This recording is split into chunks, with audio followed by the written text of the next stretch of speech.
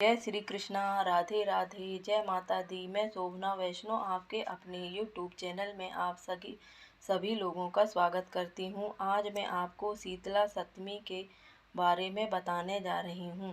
कृपया ध्यानपूर्वक सुने।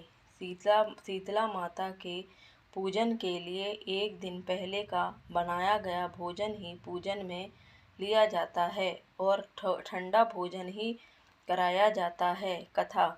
बंडाली नामक एक गांव था, जहां सास जेठानी और देवरानी रहते थे। जेठानी व देवरानी दोनों का एक एक पुत्र था। वहीं बड़ी बहू अति झगड़ालू और ईर्ष्यालु वाली थी। वहीं छोटी बहू बहुत दयालु और मिलनसार थी।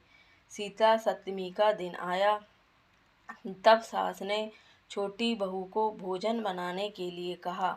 छोटी बहू ने देर रात तक भोजन बनाती रही। इतने में उसका बच्चा रोने लगा। तब वह भोजन का कार्य छोड़कर बच्चे को दूध पिलाने के लिए लेट गई। लेकिन दिन भर थकी हुई होने से उसको नींद आ गई और चूल्हा जलता ही रहा। आधी रात के समय शीतला माता भ्रमण करते करते छोटी बहू के घर जा पहुंची और चूल्हे में लौटने लगी, जिससे शीतला माता का पूरा शरीर जल गया। तब शीतला माता ने क्रोधित होकर श्राप दिया कि जैसा मेरा शरीर जला है वैसे ही तेरा पेट जले। सुबह उठकर बहू ने देखा कि चूल्हा जल रहा था और उसके साथ सोया हुआ बालक की मौत हो गई थी। बच्चे का पूरा शरीर जला हुआ था। यह देखकर छोटी बहू एकदम जोर जोर से रोने लगी। वह समझ गई कि शीतला माता के कोप से ही यह हुआ है। इतने में छोटी बहू की सास भी वहां आ गई। उसको भी यह देखकर काफी दुख हुआ। उसने बहू को धीरज बंधाते हुए कहा कि बेटी शांत हो जा, इस तरह रोने से कुछ भी नहीं होगा। शीतला माता के पास जा, वह सब वापस अच्छा कर देंगी। सासू जी का आशीर्वाद ले मृत बच्चे को एक टोपले में रख छोटी बहू निकल पड़ी। रास्ते में उसे 2 तलाई मिली। तलाई में पानी तो काफी लबालब भरा हुआ था और एक तलाई का पानी दूसरी तलाई में समाता रहता था। लेकिन जीव जानवर पशु पक्षी कोई भी इन तलाई का पानी नहीं पीते थे। भूल से जो तलाई का पानी पी लेता था उसकी मृत्यु हो जाती थी। छोटी बहू को वहां से जाते देखकर दोनों तलाइयों ने पूछा, बहन तुम कहाँ जा रही हो? तब छोटी बहू बोली, शीतला माता ने मुझे श्राप दिया है, मैं श्राप का निवारण करने जा रही हूँ। यह सुन तलाइयों ने कहा, बहन हमारा पानी भी कोई नहीं पीता है और जो भी पीता है उसकी मृत्यु हो जाती है। हमने ऐसा कौन सा पाप किया है, इसलिए कृपा कर हमारे पापों का भी निवारण पूछ लेना। छोटी बहू जब आगे चली तो 2 सांड मिले, जिनके गले में पांट बहू बंधी हुई थी। यह दोनों हमेशा आपस में लड़ते रहते थे। छोटी बहू को देखकर दोनों सांड बोले, बहन तू कहाँ जा रही है? मैं शीतला माता के पास मेरे श्राप का निवारण करने जा रही हूँ, छोटी बहू ने जवाब दिया। तब दोनों सांड बोले, हम हमेशा लड़ा ही करते हैं, हमने ऐसा कौन सा पाप किया है, अतः कृपा कर हमारे पाप का निवारण भी पूछाना। छोटी बहू ने हाँ में अपना सिर हिला दिया। वहां से आगे चलने पर छोटी बहू ने देखा कि बोर के झाड़ के नीचे एक वृद्धा अपने बिखरे हुए बालों को दोनों हाथों से खुजलाए हुए बैठी है। उसने छोटी बहू को देखकर उसे अपने पास बुलाया और पूछा, अरे बाई, इस टोपले में क्या लेकर जा रही है? उसके जवाब में छोटी बहू ने अपना दुखड़ा कह सुनाया। लेकिन वृद्धा ने उसकी बात पर कोई ध्यान ही नहीं दिया और उसने अपने स्वार्थ की बात करते हुए बोली, अरे भाई, मेरा माथा जरा देख ले, यह जुएं तो मेरा खून पी गई हैं।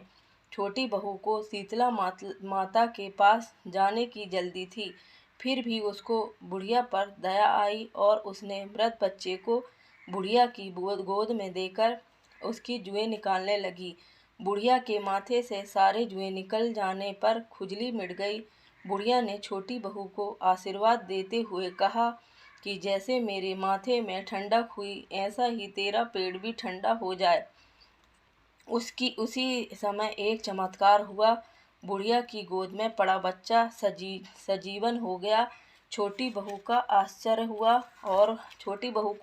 हुआ और वह समझ गई कि बुढ़िया और कोई नहीं, साक्षात शीतला माता ही हैं।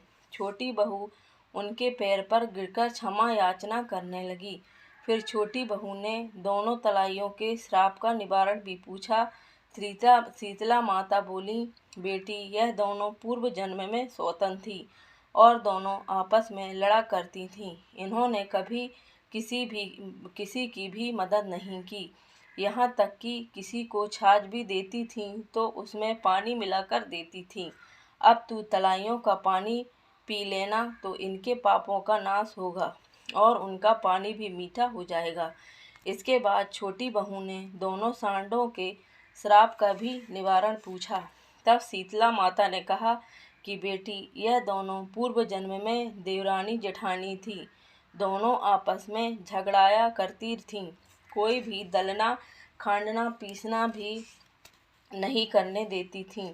अतः इस जन्म में दोनों को सांड का जन्म मिला। तू उनके गले से घट्टी के पाट खोल देना, जिससे उनके पापों का नाश होगा और दोनों मिलजुल कर रहने लगेंगे।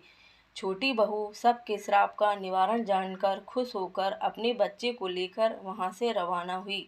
रास्ते में उसको दोनों सांड मिले। उनके गले से घंटी के पाट छोटी बहू ने खोल दिए, जिससे उनका झगड़ना बंद हो गया। वहां से आगे चलने पर दोनों तलाइयाँ मिली। छोटी बहू ने उन दोनों में से दोनों तलाइयों का पानी पी लिया, जिससे दोनों तलाइयों का पानी अमृत के समान हो गया और सभी लोग उसका पानी पीने लगे। इस तरह सभी के श्राप का निवारण करती हुई छोटी बहू अपने बच्चे को लेकर घर आ गई।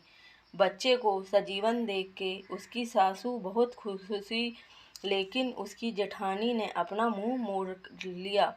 इसके बाद जब दूसरी बार शीतला सप्तमी का दिन आया तो जेठानी के मन में आया कि मेरी देवरानी ने शीतला माता के दर्शन किए, ऐसे ही मुझे भी दर्शन करने को मिलेंगे, अतः मैं भी उसके जैसा ही क्यों न करूं। ऐसा विचार कर चूल्हा जलता हुआ छोड़कर सो गई। मध्यरात्रि को जब शीतला माता आई और जलते हुए चूल्हे में डोलने लगी तो उनका पूरा शरीर जल गया। उन्होंने जेठानी को श्राप दिया कि जिस तरह मेरा शरीर जला, ऐसे ही उसका पेट जलेगा।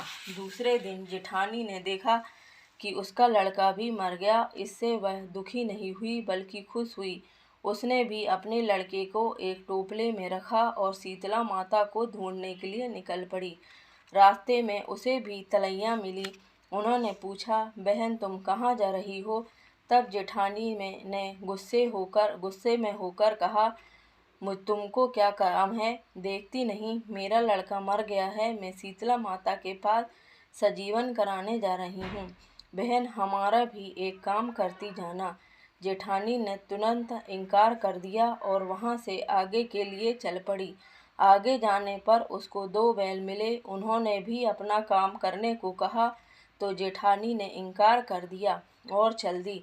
इस प्रकार जेठानी ने तलाइयों को और बैलों को निराश किया। आगे जाने पर उसे एक झाड़ के नीचे बैठी हुई बुढ़िया मिली। वह बुढ़िया अपना सिर हाथों से खुजा रही थी। उसने जेठानी से कहा, बहन, तू मेरा माथा देख दे, जुएं बहुत हो गई हैं। यह सुन जेठानी जलकर और गुस्सा होकर बोली, बैठ बैठ बैठ डोकरी, मैं कोई तेरी जैसी फालतू नहीं हूँ।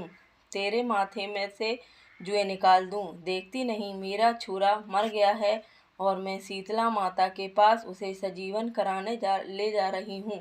इस प्रकार बुढ़िया को झिड़ककर पूरे दिन मरे हुए अपने लड़के को लेकर घूमती फिरी, लेकिन कहीं भी शीतला माता के दर्शन नहीं हुए। थक हार कर रोती बिलखती मरे हुए लड़के को लेकर वापस आ गई। बुढ़िया के रूप में शीतला माता को वह नहीं पहचान सकी। उसने किसी का भी भला नहीं किया, जिसका परिणाम जेठानी को भुगतना पड़ा। मृत लड़का भी जिंदा नहीं हुआ, कर्म भुगतने ही पड़ते हैं, यह कहावत सत्य है। देवरानी ने अच्छे कर्म किए तो उसको शीतला माता के दर्शन हुए। हे शीतला माता, जैसे देवरानी को दर्शन दिए और फल दिए, ऐसे ही सभी को देना। बोलिए शीतला माता की जय। अगर आपको मेरे द्वारा बताई गई कथा अच्छी लगी हो तो कृपया कर लाइक करें, शेयर करें और सब्सक्राइब करें। धन्यवाद।